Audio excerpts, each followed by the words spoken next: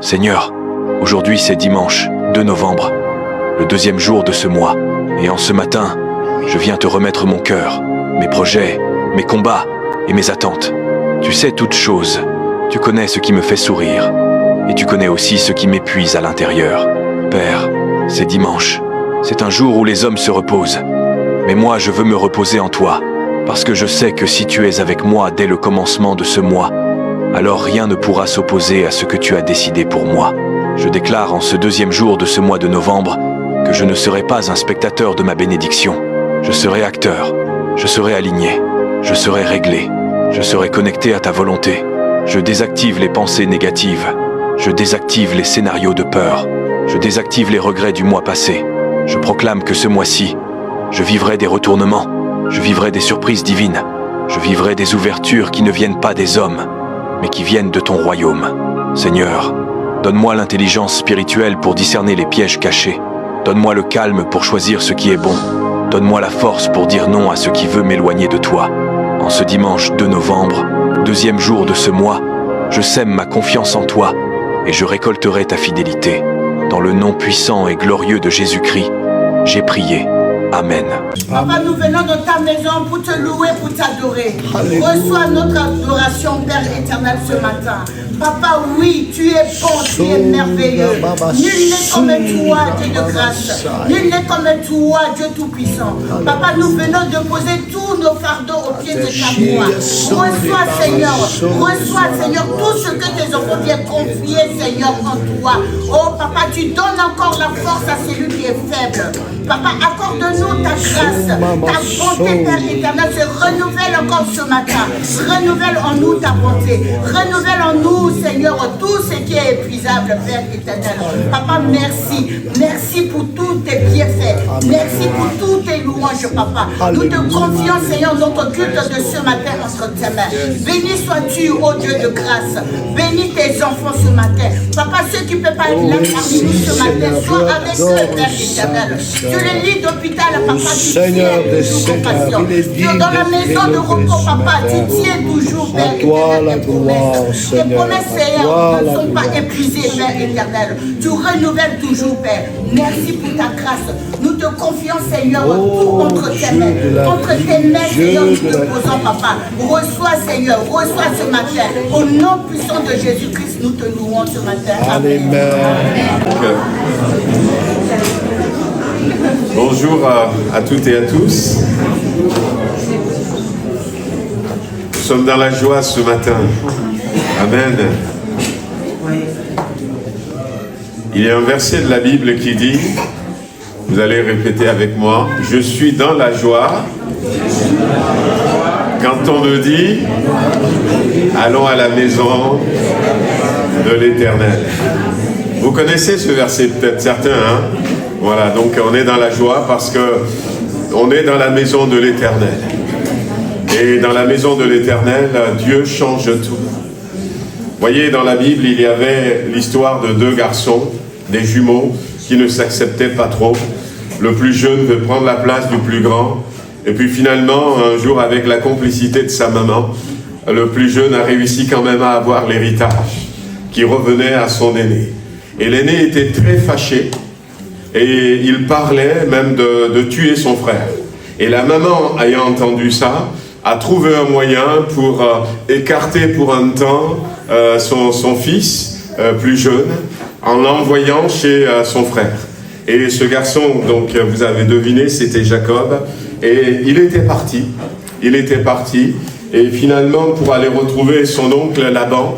Mais sur le chemin, il doit y avoir tellement de questions dans sa tête. Ce qui l'a amené à vivre cette aventure que lui n'avait pas prévue, avec peut-être toutes les conséquences de ses actes vis-à-vis de son frère. Et il arrivait, la Bible dit que quand il partait, le soleil se couchait. Et puis il arrivait à un endroit qui s'appelait Luz. Et il n'avait rien puisque le départ aussi était un peu précipité. Il a trouvé un gros caillou et qu'il va se servir de ce caillou comme un oreiller, un endroit, et puis il s'était endormi. Et là, la tête sur ce caillou, peut-être un peu recroquevillée pour ne pas avoir froid, il a eu un rêve fabuleux. Il voit une échelle qui descend du ciel, des anges qui descendaient, qui remontaient sur cette échelle, et puis finalement, Dieu qui se révèle à lui. Et c'est lui qui, la première fois, va dire « Ici, c'est un endroit, on peut dire redoutable dans certaines versions, mais c'est un endroit merveilleux. C'est un endroit où il peut se passer toutes choses. » On va appeler cet endroit Bethel, la maison de Dieu. La maison de Dieu. Je suis dans la joie quand on est dans la maison de Dieu, parce que Dieu a changé la destinée de ce garçon, Jacob. Dieu va l'accompagner dans son déplacement, ses aventures. Dieu va le protéger. Et puis Dieu va choisir, finalement, d'accepter qu'on l'appelle le Dieu de Jacob. C'est quelque chose, hein? Ouais, il était parti comme ça, sans espoir, sans avenir. Et puis il était revenu. Et puis tout le monde parle du Dieu de Jacob. Et quand il était revenu, parce qu'il a rencontré Dieu, à la maison de Dieu, il n'était plus le même homme. Amen. Voilà, on veut prier ce matin. On veut remettre ces moments entre les mains du Seigneur. On veut que la joie du Saint-Esprit descende sur nous, que nous soyons dans la joie. Je ne sais pas dans quel état vous êtes ce matin, quelle est la semaine que vous aviez passée, mais si nous pouvons permettre que la joie du Seigneur se manifeste en nous, à travers nous. Je suis dans la joie par anticipation, parce que le Seigneur va faire quelque chose. Amen.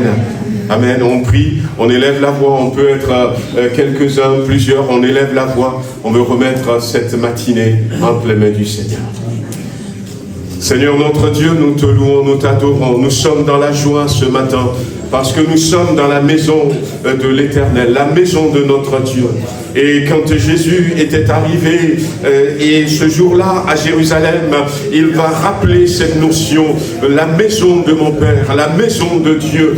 Seigneur, c'est là où tu te manifestes, c'est là où, Seigneur, tu veux glorifier ton nom, c'est là, Seigneur, où tu déverses ton amour, ta puissance, c'est là où tu viens à notre rencontre, et c'est là aussi, Seigneur, que le Saint-Esprit agit en nous, à travers nous, et dans nos cœurs, Seigneur, et c'est là où nous sommes ce matin. Nous voulons réaliser que nous sommes dans la maison de notre Dieu, et nous voulons chanter des cantiques dans la maison de Dieu. Nous ne voulons pas laisser la timidité, l'intimidation, peut-être une certaine crainte que nous prononcions mal un mot, Seigneur, prendre le dessus, mais nous voulons laisser, Seigneur, la joie se manifester par anticipation. Tu es un grand Dieu, tu es le Créateur, tu es celui qui appelle à l'existence les choses qui ne sont pas comme si elles étaient. Tu es celui qui nous protège, celui qui entend nos prières, et nous ne voulons pas rester dans ta présence avec tristesse. Nous ne voulons pas rester, Seigneur, avec manque de foi, Seigneur, mais nous voulons rester pleinement dans ta présence.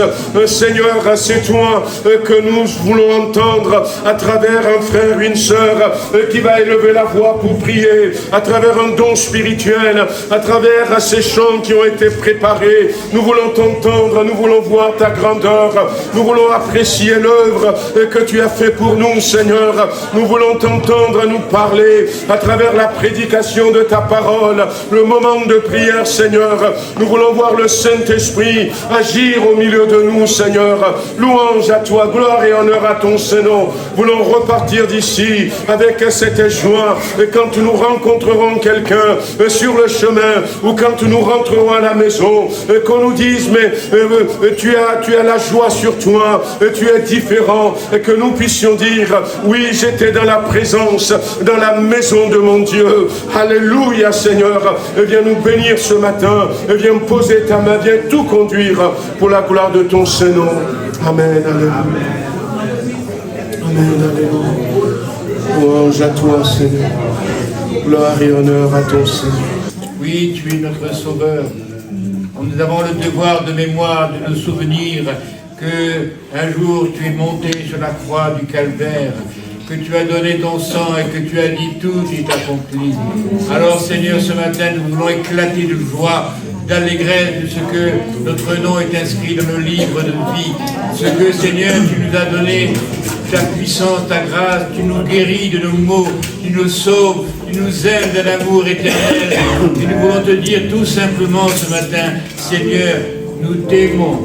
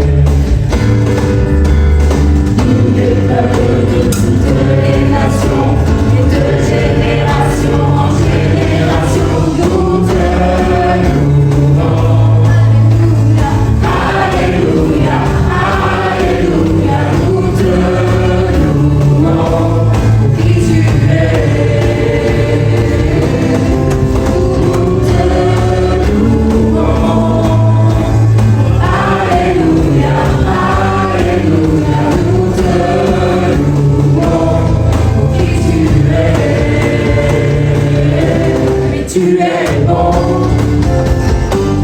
bon,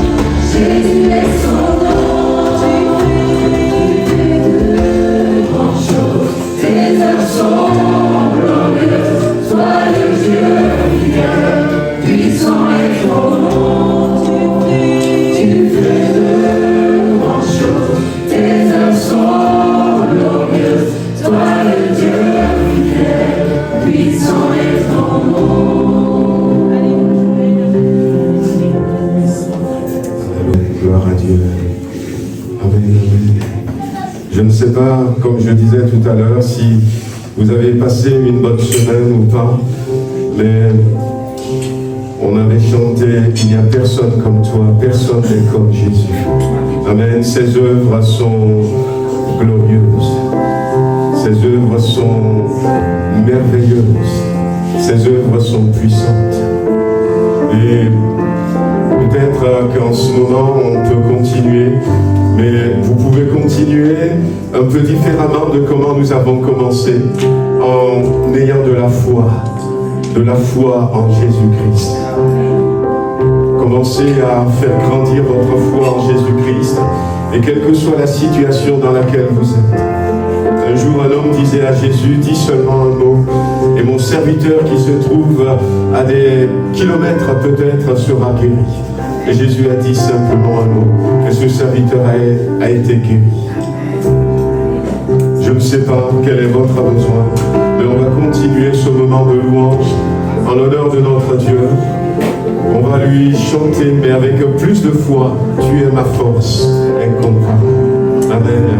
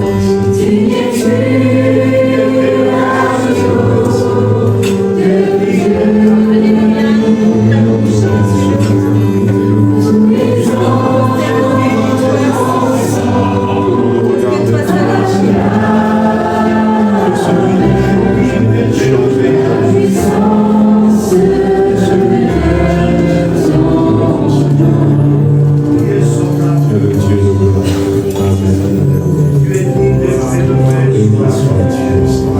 Tu es digne d'être approuvé. Tu es le Saint, règne de toute éternité. Sorahir Gora Sairagé. J'acclame ton nom ce matin, Seigneur. Alléluia. Rakaso de Begaso Ramanda. Idudoso. Iduzanda Kaida Ramama Sole. Saiga Sora Mama Shaiga Rabai. Sora Rabai. Le véritable bonheur, c'est de laisser rentrer dans ton cœur la personne de Jésus-Christ. Tu ne l'as pas fait jusqu'à présent. Jusqu'à présent, tu t'es mis de côté. Tu as dit, ça peut attendre. C'est pas pressé. Il n'y a pas urgence. Oui, il y a urgence. Il y a urgence que tu donnes ton cœur à Jésus. Il y a urgence que tu l'acceptes comme ton sauveur personnel. Il y a urgence parce que bientôt le ciel va s'ouvrir. Bientôt le Seigneur va revenir. Seras-tu prêt? Seras-tu parmi ceux qui seront enlevés? Alors ce matin, n'attends pas. Prends cette décision définitive d'ouvrir ton cœur à Jésus. C'est vrai qu'on peut chanter, on peut prier. Mais quand nous chantons ce chant qui dit « Oh Jésus, mon Sauveur »,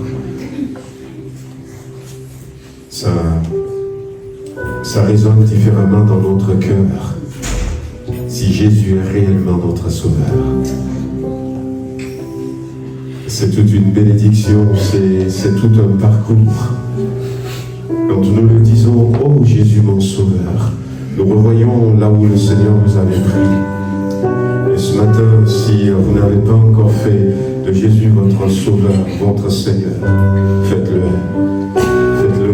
On ne sait pas comment sera demain. Il suffit simplement que vous acceptez Jésus. À partir de maintenant, je veux que tu sois mon Sauveur. Je veux que tu sois mon Seigneur. Je remets ma vie entre tes mains. Faites-le, bien-aimé.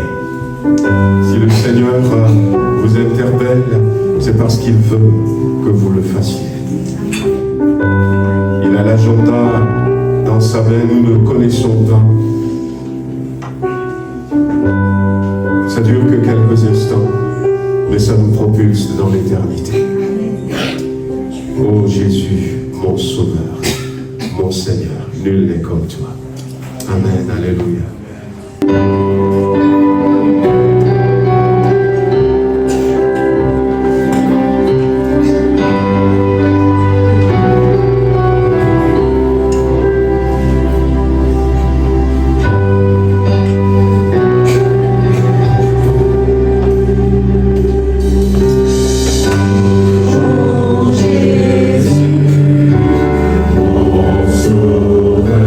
Seigneur, lumière comme toi.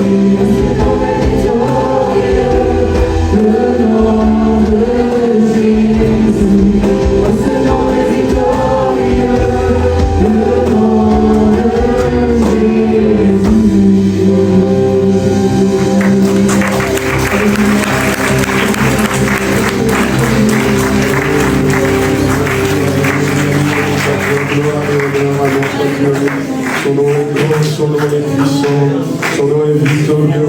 Alléluia, alléluia, notre Seigneur. Nous le louons ce matin, nous l'élevons, nous nous prosternons devant lui, Seigneur. Tu es digne d'être loué, digne d'être adoré. Béni sois-tu, Seigneur. À toi la louange, à toi la gloire. Alléluia. Béni sois-tu, Seigneur. Louange à toi, la gloire et honneur à ton Seigneur. Oui, c'est vrai, la terre a tremblé, le voile s'est déchiré, et tu nous as ouvert le chemin de l'éternité, tu nous as ouvert le chemin du trône de la grâce. Alléluia, Seigneur. Te louons ce matin. T'adorons. Amen, alléluia. Nous louons le Seigneur ce matin. Alors qu'ils sont en train de préparer ce temps de la Sainte Seine, avant de passer à ce moment, on veut simplement avoir un temps de prière. On veut prier parce que la Sainte Seine, comme nous l'avions dit tout à l'heure à travers ces chants, eh bien, c'est Jésus-Christ. La terre a tremblé, c'est le jour de la crucifixion de Jésus-Christ, mais ça a tremblé dans les enfers, ça a tremblé. Le voile s'est déchiré. La mort a été désarmée, le péché a été vaincu et les maladies ont été vaincues également. Amen. J'aimerais simplement que, eh bien, avant que le frère me distribue, je vais demander à notre sœur Corinne, si tu veux venir, on va prier pour toi. On veut associer à ce temps de prière le petit Raphaël, le fils de Michael et de Camille. Mais ça fait déjà quelques jours que ça n'allait pas. Et puis, entre-temps, ça allait un peu mieux. Et là, ça va pas, on veut prier. On veut demander au Seigneur de manifester la victoire de la croix dans la vie de ces bien-aimés. Je vais demander à mon frère Antoine, si tu veux bien venir prier avec nos bien-aimés, prier pour eux. Philippe, tu peux venir aussi, comme ça, vous allez prier pour Corinne et puis aussi pour notre sœur Anne-Marie. La Bible dit, quelqu'un parmi vous est-il malade? Qu'il appelle les anciens de l'Église et que les anciens prient pour lui en loignant d'huile. Amen. C'est ce que nous faisons ce matin. Merci. Seigneur, l'Église est réunie ce matin devant ta face. Et nous voulons, comme un seul homme, prier pour nos bien-aimés. Nous avons ce pouvoir et cette autorité de dire au mal, de dire à la fatigue, de dire à l'esprit qui est fatigué, de partir au nom de Jésus-Christ. En ton nom, nous ordonnons, que ces bien-aimés soient complètement libérés, complètement rétablis. En ton nom, au nom puissant de Jésus. Un jour tu as dit, le pouvoir m'a été donné dans le ciel et sur la terre. Le pouvoir, elle est dans l'Église, l'Église de Jésus-Christ. Alors Seigneur, touche de ta main puissante d'amour et de grâce, ces bien-aimés, que la maladie s'en aille au nom de Jésus. Soit restauré dans sa santé, parce que le voile a été déchiré. Et nous sommes là, non seulement dans ta maison, mais devant le trône, Seigneur. Gloire à Jésus. Seigneur, ton Église est rassemblée ce matin, parce que nous croyons en ce Dieu vivant et vrai, en celui qui ne change pas, qui est éternel. Et c'est dans le nom puissant de Jésus, celui qui a vaincu la mort, celui qui est sorti vivant du tombeau. Seigneur, que nous voulons te prier pour nos bien-aimés. Pose tes mains puissantes, tes mains percées sur eux. Et nous crions gloire à Jésus, parce que la victoire est en toi. Nous donnons gloire à celui qui ne change pas, et qui est le même hier, aujourd'hui, éternellement. Et lorsque tu étais sur la terre, un mot de toi, le malade était guéri. Amen. Une parole de toi, et le paralytique marchait. Seigneur, un mot de toi, et l'aveugle voyait. Nous te prions pour nos bien-aimés ce matin. Seigneur, tu connais leurs besoins, et nous te prions ce matin que la victoire nous soit accordée. Nous savons que les écluses des cieux sont ouvertes ce matin. Alors nous te prions de bénir, de guérir, de délivrer, Seigneur, de fortifier dans le nom puissant et glorieux de Jésus notre Sauveur. Amen. L'autorité de Jésus. Alléluia. Gloire à Jésus. Gloire à Jésus. Amen. Alléluia. Gloire à Dieu. Tu as triomphé sur les ténèbres. Et ce matin, c'est devant ce Dieu triomphateur que je vais m'incliner C'est à ce Dieu victorieux que je veux apporter ma louange, mon adoration. Qui est comme toi, toi ce Dieu qui marche avec nous jour après jour. Et ce matin, mon âme veut seulement dire gloire à celui qui est assis sur le trône. Gloire au Dieu victorieux, gloire à celui qui m'a sauvé un jour, gloire à celui qui a fait de moi son enfant, gloire à celui qui revient bientôt. Ce matin, je veux seulement dire gloire à Jésus. Béni sois-tu, Jésus. Mon âme te bénit. Gloire à toi, au nom de Jésus.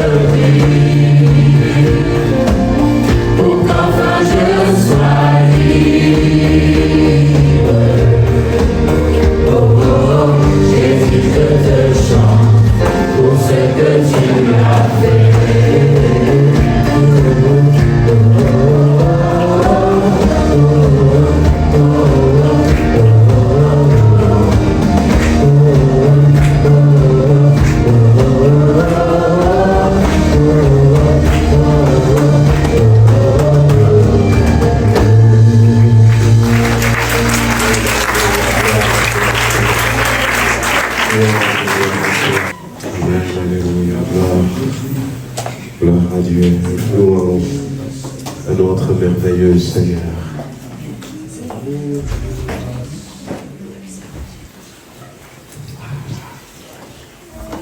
Quelle grâce incomparable, quel amour infini.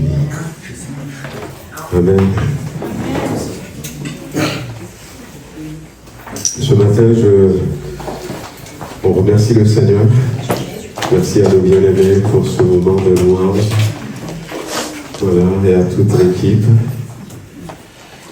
Et je pensais vous parler de l'amour de Jésus-Christ. Alors nous avions commencé à parler de l'amour de Jésus-Christ. Mardi dernier, là, Jésus a manifesté son amour. Quel amour infini. Amen. Jésus a manifesté de l'amour, mais peut-être que vous ne le savez pas, mais l'amour est d'origine divine. Les hommes n'ont pas d'amour. Alors, Dieu nous a créés à sa ressemblance, à son image, et Dieu nous avait donné la capacité d'aimer. Mais qu'est-ce que des fois on est vite limité quand il s'agit d'aller en profondeur. Et ce matin, à travers la plupart des chants que nous avions chantés, eh bien, nous parlions de l'amour. L'amour de Dieu pour nous, l'amour de Jésus pour nous, cet amour infini que Jésus a manifesté pour chacun d'entre nous. Nous arrivons à aimer un peu, mais notre amour n'est pas comme l'amour de Dieu, puisque Dieu c'est la source, c'est l'essence même. La Bible dira que Dieu est amour. Et Jésus a manifesté de l'amour pour nous. L'amour, c'est important parce que vous l'avez tous expérimenté. Quand on aime quelqu'un, ça change notre attitude, ça change notre comportement, ça nous change nous-mêmes aussi. Quand nous aimons quelqu'un, ça nous transforme, celui qui aime et celui qui est aimé. Jésus a manifesté de l'amour, on l'avait dit la dernière fois, vis-à-vis de son Père. Jésus a aimé son Père. Et ce matin, on ne va pas rester sur ça. Jésus a aimé son Père parce que s'il n'avait pas aimé son Père, il ne ferait pas ce qu'il avait fait. Il faut savoir que le plan du salut, sauver les hommes, parce que il y a eu une rébellion qui s'était passée, on ne sait pas quand, où un ange puissant, créé par Dieu, s'était rebellé contre Dieu et avait pris un tiers des anges qui étaient au ciel. Et cet ange voulait prendre la place de Dieu. Et il n'avait pas réussi, parce qu'il ne peut pas réussir. C'est Dieu qui l'a créé. Et du coup, ce qui s'est passé, c'est que finalement, Dieu va créer l'enfer. Pour à un moment donné, envoyer cet ange, qui est devenu Satan. Et les anges qui l'ont suivi, qui sont devenus des démons. Et puis après, Dieu a décidé de créer l'homme, selon sa ressemblance. Et finalement, cet ange déchu, Satan, a réussi à corrompre l'homme que Dieu a créé. Et a ainsi changé la destinée que Dieu a pour chacun d'entre nous. Vous le savez que le mot péché veut dire transgression, transgresser la loi, mais le mot péché veut dire manquer le but. Et Satan va faire en sorte que finalement, le but que Dieu avait pour l'homme, eh bien, l'homme va dévier de ce trajectoire. L'homme a péché. Et c'est pour ça, peut-être que vous ne le compreniez pas, que on dit souvent dans nos églises que tous les hommes sont des pécheurs. On répète ce que l'apôtre Paul dit aux Romains, car tous ont péché et ils sont privés de la gloire de Dieu. Tous ont péché, pourquoi? Parce que ce que Satan avait réussi, c'était de pousser à la rébellion, de corrompre le premier couple humain que Dieu avait créé. Et vous pouvez comprendre facilement, parce que imaginez que Dieu nous a placés sur ce chemin. Et l'objectif de Dieu, c'est de nous amener là-bas, au fond. Et le diable va modifier le trajectoire. Et au lieu d'aller dans cette direction, nous allons dans cette direction. Dans cette direction, au bout, c'est le paradis, c'est le ciel. C'est la félicité.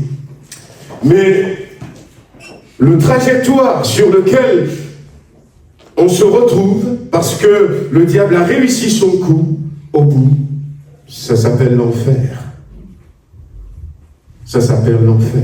Et tous les hommes qui vont venir après, Adam et Ève, puisqu'ils étaient le premier couple, tous les hommes qui vont naître ne vont pas naître sur ce chemin, puisqu'ils ne sont plus sur ce chemin, mais vont naître sur ce chemin.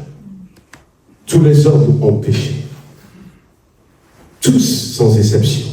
Parce que, depuis Adam, nous naissons tous là. Jésus a aimé son Père parce que son Père avait décidé de nous ramener sur le bon chemin. De vaincre le péché, de corriger le trajectoire, pour que nous ne manquons plus le but, l'objectif pour lequel il nous a créés. Mais pour faire cela, il avait besoin de quelqu'un, parce que ce n'est pas facile. On voit dans la Bible que ce n'est pas facile. Le salut humain, ça prend en compte tellement d'éléments, et c'était complexe, c'était compliqué, que quand Dieu avait annoncé sa volonté, son désir de nous ramener, de nous sauver, eh bien ça a pris environ 4000 ans pour que ça s'accomplisse. C'était pas quelque chose, je vais les ramener, parce que il faut les ramener de la bonne manière. Il faut les ramener de la manière juste, en respectant les règles et la justice divine. Il faut les ramener, trouver la manière de les ramener, mais de les ramener tous. Tous. Et il y a certains qui sont déjà morts. Et Dieu va rapidement commencer étape par étape, pour leur dire, je veux vous sauver. Et il va commencer à placer des éléments. Et puis il va annoncer son salut. Certains ont déjà entendu cette phrase. Qui enverrai-je? Qui ira pour moi? Parce que ce n'est pas facile. Il suffit de voir la souffrance que Jésus-Christ avait endurée. Jésus a aimé son Père. Il a aimé son Père parce qu'il va être volontaire pour accomplir la volonté de son Père. On avait détaillé ça la dernière fois. Il a aimé son Père en gardant la parole de son Père. Il a aimé son Père en faisant toujours ce qui est agréable à son Père. Et il a aimé son Père en se souciant de la finalité de ce que veut son Père, le but à atteindre. Et la gloire de son Père, il veut que ça se manifeste par amour, un amour si fort. Mais Jésus nous a aimés aussi. Ce n'était pas simplement l'amour pour son Père, mais c'est l'amour pour nous. Jésus a vu le plan que son Père avait fait de ramener les hommes. Mais non seulement il a aimé son Père, mais il a aimé aussi les hommes. Il a aimé les hommes. Et il veut les ramener. Ce matin, on l'a chanté, quel amour infini. Et comme je disais, l'amour de Jésus, ça nous change. L'amour est une puissance qui transforme, qui change. L'amour de Jésus va nous permettre d'être à nouveau réconciliés avec notre Père, de redécouvrir qui nous sommes, notre vraie identité. L'apôtre Paul disait que Dieu nous avait créés de manière à ce que nous ressemblions à ses enfants. C'était ça. Mais on avait perdu cette identité. Et quand on regarde un peu sur la terre aujourd'hui, quand on voit les atrocités,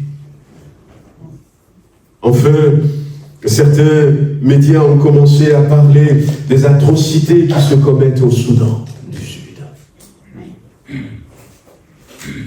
Il y a déjà peut-être 1 an et demi, 2 ans, quand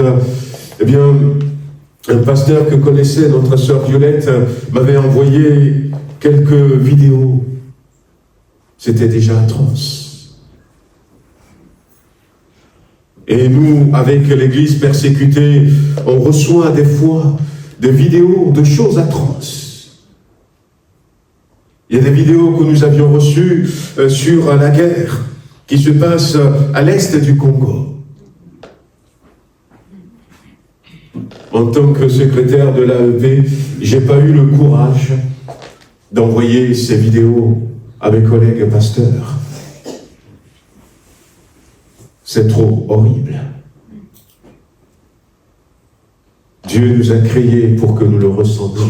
Il suffit de voir le monde et de voir l'identité de Satan. L'identité de Satan. Et Satan a donné son identité aux hommes. Mais l'amour de Jésus nous ramène dans notre identité avec Dieu. Un Dieu d'amour, un Dieu de paix. Et c'est important, comme ça a été rappelé ce matin, que nous puissions accepter Jésus.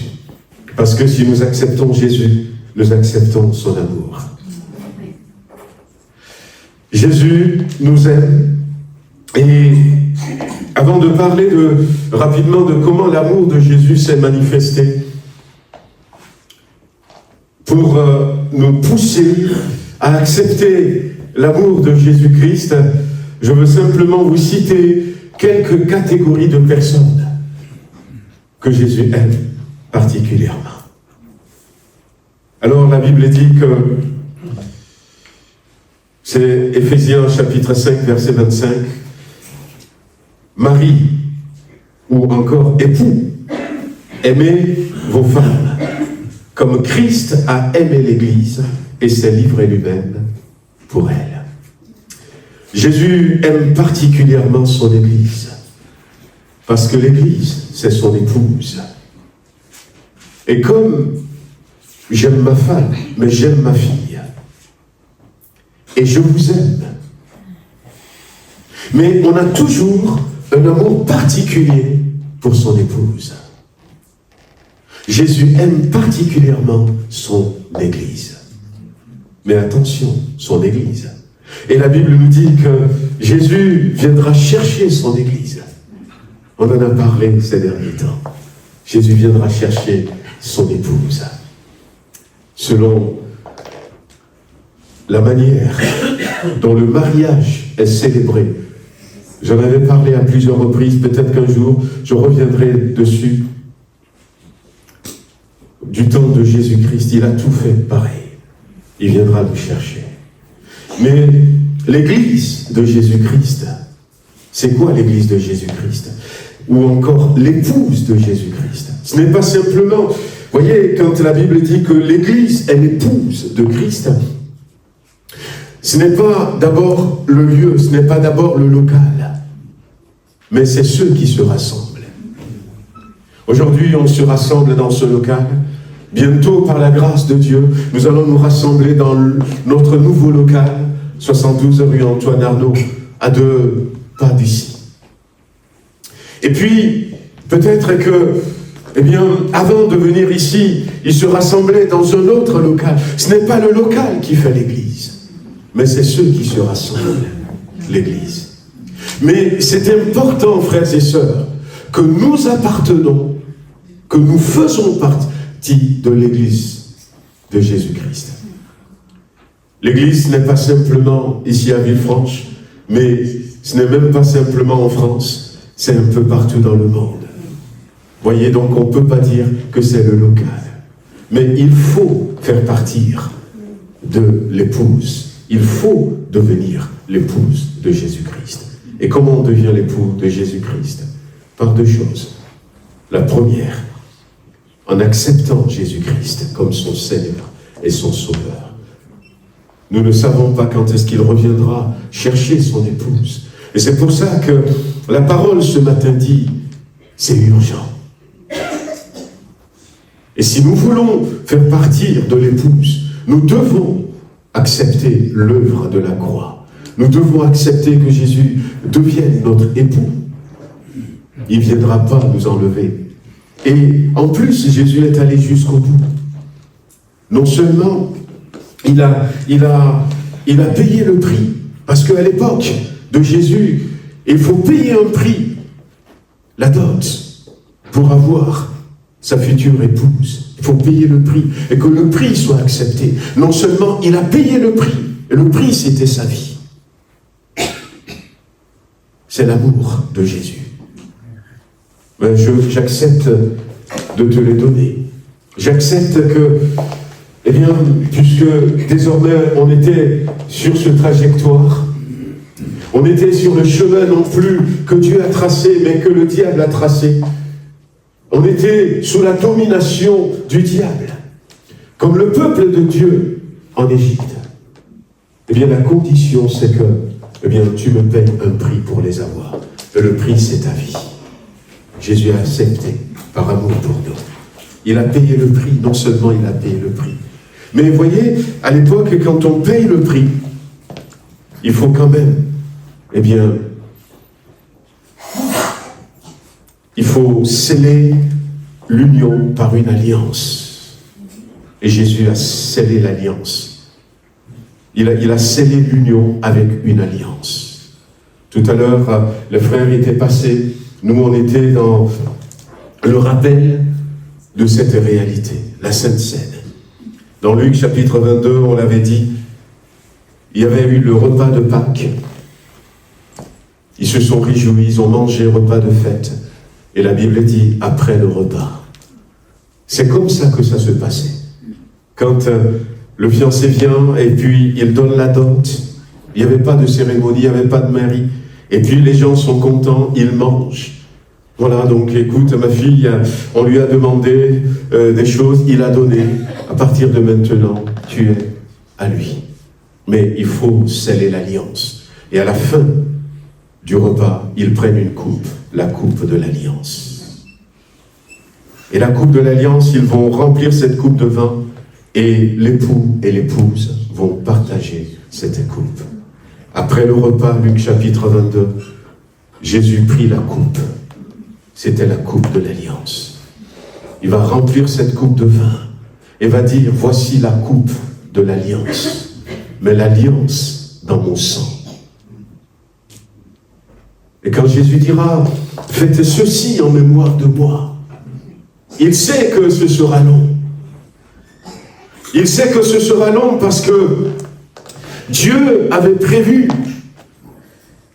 que dans les années 70, que dans les années 2000, il y ait des gens qui viennent encore sur cette terre, mais ils vont naître sur ce chemin.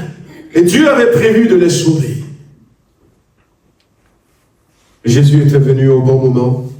Il a posé un acte pour que tous ceux qui vont venir après, s'il rentre dans cette alliance. Si nous rentrons dans cette alliance. Et comment est-ce que nous rentrons dans cette alliance? J'avais dit deux choses. La première, accepter Jésus-Christ comme son sauveur, comme son Seigneur, comme son époux. Et la deuxième, se faire baptiser. Jésus a dit, celui qui croira en moi et qui sera baptisé sera sauvé. Les deux vont ensemble. C'est pour ça que nous, dans notre église, peut-être que vous vous êtes posé la question, nous ne donnons pas la Sainte Seine à ceux qui ne sont pas encore baptisés. Parce que s'ils n'ont pas encore accepté Jésus, et on dit, Seigneur, je fais le deuxième pas, eh bien, ils ne sont pas encore rentrés dans cette alliance. Il faut laisser la personne accepter que Jésus devienne son époux. Et puis, faire cet engagement. Et derrière, voilà. Donc, Jésus aime particulièrement son Église. Et vous pouvez rentrer dans son Église. Et son Église, elle est belle. Et le jour où on verra l'Église, eh bien, on sera émerveillé. Jésus aime également dans Galates chapitre 2, verset 20. L'apôtre Paul dit, j'ai été crucifié avec Christ. Si je vis, ce n'est plus moi qui vis. C'est Christ qui vit en moi. Si je vis maintenant dans la chair, je vis dans la foi au Fils de Dieu qui m'a aimé et qui s'est livré lui-même pour moi. Qui m'a aimé. C'est l'apôtre Paul qui parle comme ça, et il va oser le dire. Je ne sais pas si vous osez le dire, que je vis pour Jésus-Christ qui m'a aimé. Ou encore, je suis Jésus-Christ, je marche avec Jésus-Christ qui m'a aimé. Peut-être que vous ne le dites pas, mais sachez que Jésus aime aussi particulièrement ceux qui croient en lui. Ceux qui croient en lui, ceux qui croient qu'il est le Fils de Dieu, ceux qui croient qu'il est venu du Père et qu'il a donné sa vie pour nous sauver, pour nous réconcilier avec le Père, pour nous remettre sur le chemin du paradis. Quand il a fait tout ça, ceux qui croient en lui, raison de plus pour croire en Jésus-Christ. Quand nous croyons en lui, il nous aime de manière particulière. Et puis, la Bible dit dans Jean chapitre 13, verset 1, avant la fête de Pâques, Jésus, sachant que son heure était venue de passer de ce monde au Père, et ayant aimé les siens qui étaient dans le monde, il mit le comble à son amour pour eux. Jésus aime ceux qui lui appartiennent. Voyez, frères et sœurs, ça nous appelle à un engagement total. Soyons de ceux qui appartiennent à Jésus. Et soyons fiers d'appartenir à Jésus. Ne soyons pas divisés. Ne soyons pas un pied à gauche, un pied à droite. Ne soyons pas dans la duplicité. Ne soyons pas dans la dichotomie. Soyons consacrés entièrement à Jésus-Christ. Parce que, ayant aimé les siens, ceux qui lui appartiennent, ceux qui sont à lui, il mit le comble à son amour, mais pour les siens. Pour les siens. Et je me rappelle de cet homme qui était poursuivi par les militaires au Togo. C'était une époque où, eh bien, il y avait des manifestations et tout. Et puis, on arrêtait les gens, et quand on t'arrête, on ne te revoit plus, la plupart du temps. Et puis lui, il était plutôt du côté de l'opposition, il travaillait à l'aéroport. Et on avait su. Il était sur ses gardes. Puis, finalement, ce jour-là, on était venu l'arrêter. Par la grâce de Dieu, il avait vu que les gens venaient l'arrêter, et puis il était parti. Il s'était enfui. dans l'aéroport et on l'a poursuivi. À un moment donné, il était parti dans la tour de contrôle. Il y avait ces 3 militaires qui le suivaient. Et la tour de contrôle, il était monté jusqu'en haut. Mais c'était un chrétien. Il était paniqué. Et il ne savait pas quoi faire. Les gens venaient.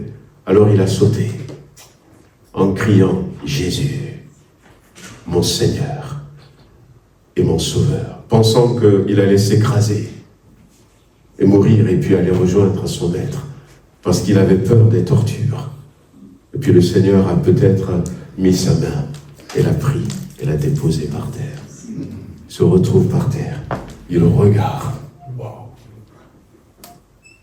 Et les gens lui disent, mais vas-y, fuis, parce qu'il était en train de contempler ce que le Seigneur a fait pour lui. Avant de réaliser que, oui, c'est vrai, il faut que je continue de m'enfuir. Jésus met le comble à son amour pour ceux qui lui appartiennent. Dans Jean chapitre 15, verset 9, verset 10, Jésus dira ceci: comme le Père m'a aimé, je vous ai aussi aimé. Demeurez dans mon amour. Jésus veut que nous restions dans son amour, parce que son amour nous protège, son amour nous garde, son amour nous guérit, son amour nous console, son amour nous éclaire, nous conduit, nous guide, son amour nous rassure. Demeurez dans mon amour. Si vous gardez mes commandements, vous demeurez dans mon amour. De même que j'ai gardé les commandements de mon Père et que je demeure dans son amour. Un jour, il y avait des personnes qui ont arrêté Jésus alors qu'il était là, dans une maison, avec une foule autour de lui. On dit: hey, Jésus, il y a ta mère, tes frères et sœurs qui sont là, qui te cherchent. On ne sait pas ce que Marie et les autres ont dit. Ils ont dit, peut-être ça fait peut-être plusieurs jours on ne l'a pas vu. Et quand Jésus va répondre, quiconque fait la volonté de Dieu, c'est celui-là qui est mon frère, ma sœur et ma mère. Voyez, Jésus aime aussi. Des fois on trouve difficile, mais Jésus aime de manière particulière celui ou celle qui garde ses commandements. Demeurez, gardez les commandements de mon Père. Si vous gardez les commandements de mon Père, vous demeurez dans mon amour. Et celui qui fait la volonté de Dieu, c'est celui-là qui est mon frère, ma sœur. Voyez, puis Jésus aime. On a vu que Jésus, c'était un homme qui est rempli d'amour, puisqu'il va même aimer ses ennemis. Il va nous dire: aimez ceux qui vous font du mal. C'est pour nous montrer jusqu'à quel point son amour peut nous changer, nous transformer. Jésus aime aussi les pécheurs, les perdus. Il va dire, lorsque nous étions encore sans force, c'est l'apôtre Paul qui a dit ces quelques versets dans Romains chapitre 5, lorsque nous étions encore sans force, Christ, au temps marqué, est mort pour nous, les pécheurs, les impies que nous étions. À peine mourrait-on pour un juste. Quelqu'un peut-être mourrait-il pour un homme de bien, mais Dieu prouve son amour envers nous, en ce que lorsque nous étions encore des pécheurs, Christ est mort pour nous. Ne laissons pas le péché dominer notre vie. Ne laissons pas le péché triompher de nous. Ça peut arriver qu'on glisse, qu'on tombe dans le péché. L'ennemi pourra dire, hier, Yanis Gauthier était là dans la journée d'hier, et il avait donné quelques portions de son témoignage au cours de ce message. Et quand on a commencé à lui parler de Jésus-Christ, il a rappelé combien de fois le diable va lui parler dans sa tête, dans son cœur, et lui dire que Dieu ne peut pas pardonner quelqu'un comme toi. Et oui, le diable, lui, veut que nous restions pécheurs. Mais quelle que soit la faute que nous avions commise, Jésus aime les pécheurs. Jésus est mort pour les pécheurs. Ne laissons pas le péché un seul instant gouverner notre vie. Dès que, peut-être par mégarde, par maladresse, ça peut être volontaire. Il y a les sacrifices d'expiation dans l'ancien temps qui représentaient tous les péchés volontaires et tous les péchés involontaires que nous pouvons commettre. Mais Jésus-Christ a pris tout ça. Peu importe. Nous ne devons pas prendre l'habitude de tomber dans le péché parce qu'on sait que Jésus nous pardonne. Non, c'est pas ce que je suis en train de dire. Mais ne laissons pas le péché nous dominer. Si nous savons que ça, c'est pas bon, ça, c'est plutôt l'identité du diable. Ça, c'est plutôt l'identité que j'avais avant. Eh bien, délaissons ça au pied de Jésus. Il ne va pas nous rejeter. Il ne va pas nous rejeter. Ah, vous savez, quand on était fiancés, heureusement qu'on avait des cours, nous, à l'époque, et on va voir les responsables, ils nous disent, il faut dire la vérité à ton fiancé. Ah oui, parce qu'il y a des choses que nous, on avait fait, on n'a pas du tout envie de lui dire à la fiancée, au fiancé, on n'a pas envie qu'il sache que j'étais comme ça. Vous voyez, ça, ce n'est pas comme ça que Dieu fonctionne. Et puis des fois, il y en a qui cachent des choses. Et puis beaucoup plus tard, après le mariage, des fois, pas beaucoup plus tard après le mariage, l'autre découvre que il est comme ça, il est comme ça, il est comme ça.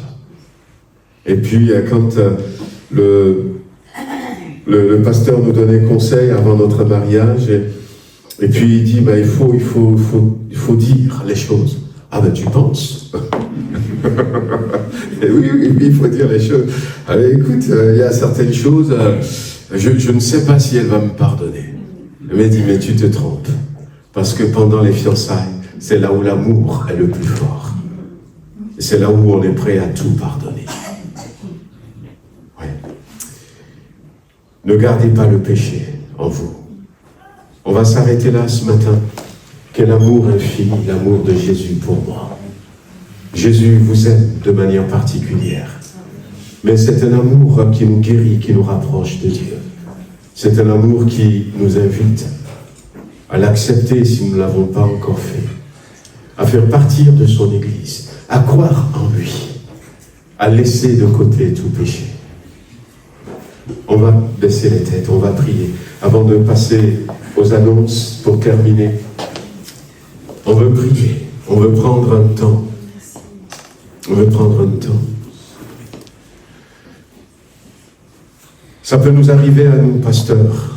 Ça peut arriver à toute personne, chrétien, à travers les difficultés, à travers la maladie, à travers peut-être des complications, à travers des épreuves, qu'on espère que ces épreuves vont finir, mais qui ne finissent pas. Ça peut nous arriver de se dire, est-ce que Dieu m'aime réellement? Est-ce que Dieu m'aime réellement? Bien-aimé, Jésus t'aime. Il ne t'aime pas comme le monde t'aime. Et Jésus ne t'aime pas comme un conjoint peut aimer, comme un homme peut aimer. Il ne t'aime même pas comme un père ou une mère aime son enfant. Il t'aime beaucoup plus. Il t'aime beaucoup plus. Mais tu peux découvrir l'amour de Jésus-Christ, la profondeur, la largeur, la hauteur de cet amour, l'intensité de cet amour, seulement quand tu l'acceptes. quand tu l'acceptes. Un amour sans fin, un amour qui va dans l'éternité. Alors ce matin, pense à toi-même. Est-ce que tu as l'amour de Jésus en toi? Est-ce que tu as commencé peut-être à douter de l'amour de Jésus-Christ pour toi? C'est le moment de revenir, demeurer dans mon amour, dira Jésus dans Jean 15, de revenir à l'amour de Jésus-Christ. Ce qui est beau, c'est qu'il suffit d'avoir un cœur sincère et de s'adresser à Jésus. Oh, il n'y a pas besoin de crier très très fort. Mais si on veut crier très très fort aussi, on est libre. On est libre. Mais ce qui est le plus important, c'est que c'est à Jésus que tu veux t'adresser. Et ce qui est le plus important, c'est que tu es sincère. Peut-être que dans ce moment, tu dis, Seigneur, je veux que tu sois mon Seigneur et mon Sauveur. Seigneur, je viens à l'église, mais je n'ai pas encore fait le pas du baptême. Je veux prendre la décision ce matin. Je veux rentrer pleinement dans l'église pour faire partir de ton épouse. Dites-le lui. Dites-le lui simplement. Ça peut être des murmures, ça peut être des paroles douces, ça peut être même dans votre cœur. Jésus est au milieu de nous. Ses regards transpercent nos cœurs. Il voit nos sentiments.